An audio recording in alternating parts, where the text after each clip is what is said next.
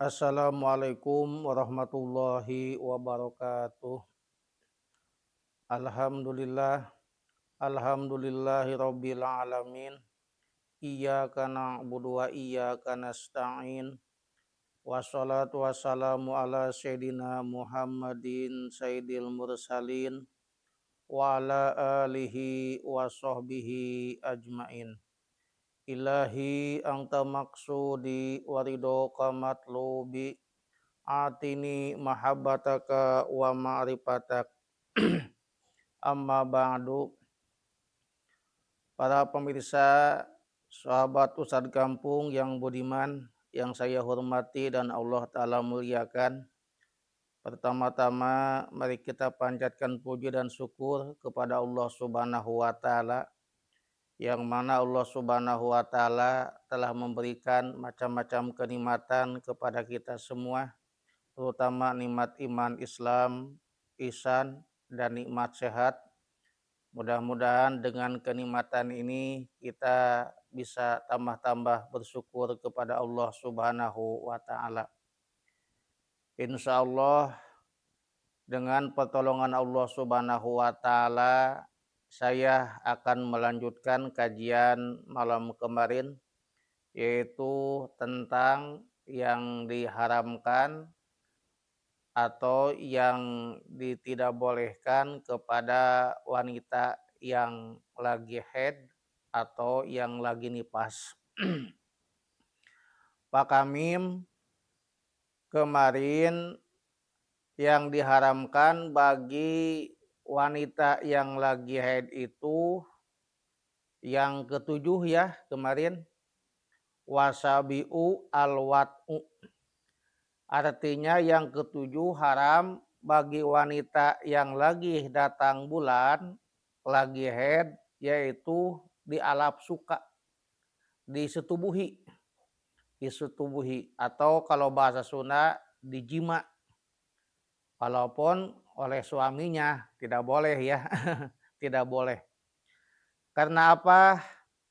Karena wanita yang lagi datang bulan atau yang lagi haid, kalau dijima itu bagi laki-lakinya, bagi suaminya, maka kalau menyetubuhinya pas baru datang darah haid, maka suaminya itu wajib sunah mengeluarkan kifarat, bukan wajib, sunah, yaitu sodakoh sadinar. Pak Kamim, berapa itu sadinar itu? Sadinar itu kata sebagian ulama yang mengatakan yaitu 4 gram 25 mili. Jadi kalau seandainya bapak-bapak menyetubuhi istri yang lagi haid, maka disunahkan mengeluarkan kifarat, yaitu 1 dinar. 1 dinar itu 4 gram 25 mili, kata sebagian ulama. Kalau istrinya baru haid. Bagaimana kalau seandainya istrinya haidnya udah lama, mau putus, nah, jadi akhir keluar darah haid. Kalau akhir keluar darah haid, mau putus haidnya, darah haidnya, kalau seandainya laki-lakinya, suaminya menyetubuhi istrinya, maka disunahkan mengeluarkan sodakoh kifarat, yaitu binisfi dinarin, artinya separuh dinar. Nah, kalau tadi 1 dinar itu Pak Kamim 4 gram 25 mili ya. Berarti kalau separuh berarti 1 gram 12 mili setengah ya. Nah itu. Jadi disunahkan mengeluarkan kifarat. Saking apa? Saking tidak bolehnya wanita yang lagi haid itu yaitu disetubuhi. Bagaimana Pak Kamim kalau seandainya suaminya itu kekeh pengen, nah, pengen sampai dia memaksa sama istrinya, gitu. Pengen karena udah lama gitu mungkin. Tahu baru pulang kerja, mungkin udah lama kangen, pas pulang ke rumah istrinya lagi head. Pengen, udah gak sabar, udah gak kuat gitu. Sampai istrinya itu, suaminya itu mengancam sama istrinya. Kalau seandainya tidak dikasih, dia mengancam akan jima gitu. Akan jina dengan perempuan lain, akan beli keluar gitu ya. Upamanya. Kalau seandainya laki-lakinya suaminya tetap pengen, dia sampai mengancam kalau tidak dikasih itu apa hubungan suami istri, maka dia akan berzina. Maka kalau seandainya begitu, jaja lahu alwatu, maka itu boleh istrinya mengasih daripada dia melakukan jina gitu. Saking tidak bolehnya jina. Kalau seandainya ada ancaman begitu, boleh untuk istrinya mengasihnya gitu ya. Tapi kalau seandainya hubungan suami istri, istrinya lagi head, pas keluar Masya Allah kayak anak baru disunat mungkin ya. Kayak anak baru disunat. Nah, tapi tadi kalau seandainya istrinya dia lagi head, dia mengancam akan jina, maka kasih aja boleh, kata sebagian ulama. Tapi kalau dia tidak mengancam mau jina, itu jangan. Bagaimana Pak Kamim kalau seandainya istrinya headnya baru putus, baru pegat darahnya, tapi istrinya itu belum adus. Nah, kalau seandainya istrinya itu darahnya udah putus, tetapi belum adus Pak Kamim. Nah, kata Imam Ghazali, anal wata qoblal gusli yurisul judam. Kalau seandainya laki-laki menggauli istrinya yang udah putus darah headnya sebelum adus, maka itu akan mengakibatkan kalau seandainya jadi anak itu air maninya, maka akan mewaris anaknya punya penyakit judam. Judam itu cacar atau budug ya gitu. Naudzubillah. Jadi anaknya itu akan mewaris penyakit cacar atau budug. Bagaimana Pak Kamim kalau seumpamanya udah beres, darah headnya udah putus, lalu udah mandi, ya kalau udah mandi mah silahkan aja gitu ya.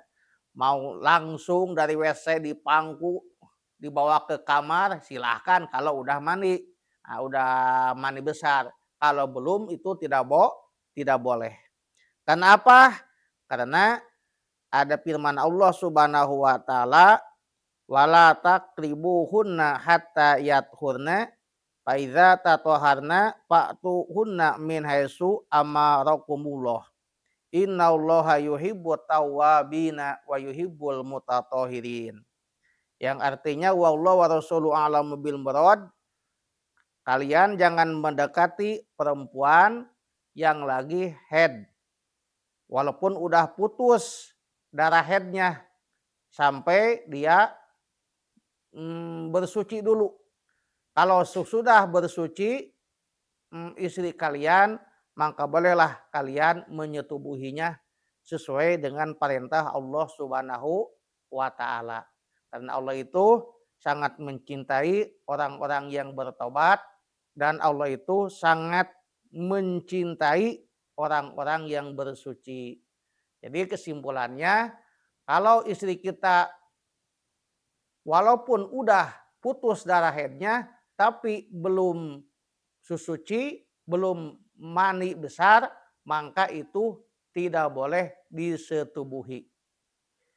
Bagaimana Pak Kamim kalau seandainya, mohon maaf, kalau seandainya upamanya istri kita lagi apa, lagi head, suaminya pengen nyusu umpamanya, pengen nyusu. Kalau nyusu itu boleh? Boleh. Nah, kalau nyusu doang boleh gitu ya, nyusu doang boleh. Walaupun kadang-kadang pan ada suami itu pengennya nyusu sama istrinya gitu. Kadang-kadang yang sebelah anaknya, yang kiri, yang kanan suaminya, tidak apa-apa. Kalau seumpamanya lagi head, kalau cuma nyusuin, nyusuin suami. Yang tidak boleh itu yaitu hubungan suami istri lagi head. Lalu Pak Kamim, yang kedelapan, yang haram bagi wanita yang haid itu adalah wasaminu al istimta'u bima baina surati warukbati. Artinya haram bagi suami yang istrinya lagi datang bulan, yaitu bersenang-senang. Bersenang-senang antara pusar dan lutut. Nah, jadi bawah pusar, atas lutut itu tidak boleh. Walaupun sama apa? Sama ping-pingnya didempet ke ping-pingnya doang tidak boleh. Karena itu posisinya antara bawah pusar, atas lutut itu tidak boleh. Jadi bersenang-senang dengan istri yang lagi head, kalau bawah pusar, atas lutut tidak boleh. Nah, tidak boleh. Mau diapain juga gak boleh. Nah, kenapa? Karena khawatir nanti kalau seandainya mulai dari ping-ping lama kelamaan bisa-bisa langsung hubungan suami istri, kadang-kadang tidak sadar gitu. Jadi tidak boleh. Bagaimana kalau seandainya pas pusarnya doang? Nah, kalau pusarnya doang itu boleh. Nah, tidak diharamkan. Pusarnya doang. Atau lututnya. Nah, jadi bersenang-senang sama istri yang lagi datang bulan, pusarnya doang boleh. Atau lututnya doang itu boleh. Jadi yang tidak boleh itu di bawah pusar, di atas lutut gitu. Bagaimana kalau di atas di bawah pusar, di atas lutut? Bagaimana kalau seandainya di atas pusar? Nah, kayak ini apa? Atas pusar seperti mohon maaf ya, payudaranya. Mohon maaf ya, bukannya jorang tapi harus jelas. Nah, itu karena itu mah di atas pusar ya. Nah, itu mah bersenang-senang dengan payudaranya istri walaupun lagi head itu boleh. Karena itu di atas pusar. Bagaimana kalau di bawah lutut? Nah, kalau di bawah lutut pokoknya kakinya bersenang-senang dengan kakinya, pabelit suku gitu, pabelit bitis itu boleh. Patinih-tinih ya, patinih-tinih kaki walaupun istri kita lagi head itu boleh.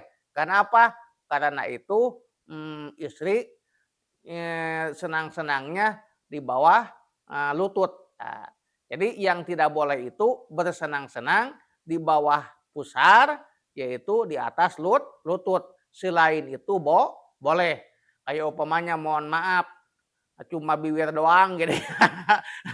Bersenang-senangnya bibir sama bibir boleh ya. Atau bersenang-senangnya umpamanya tangan boleh gitu ya. Bagaimana kalau seandainya umpamanya bersenang-senangnya umpamanya silih masukin makanan boleh gitu ya. Itu tidak dilarang walaupun istri kita lagi head. Yang penting yang tidak boleh itu tadi bersenang-senang antara bawah pusar dan atas lutut. Hadirin pemirsa, sahabat Ustadz Kampung DMT yang saya hormati dan Allah Ta'ala muliakan. Sekian dari saya, mudah-mudahan ada berkah dan manfaatnya. Khusus untuk saya dan umum untuk pemirsa semuanya, mudah-mudahan kita semua diberikan kesehatan oleh Allah Subhanahu wa taala, sehat dohir, sehat batin, hudma sopa, da makadar. Akhirul kalam, assalamualaikum warahmatullahi wabarakatuh.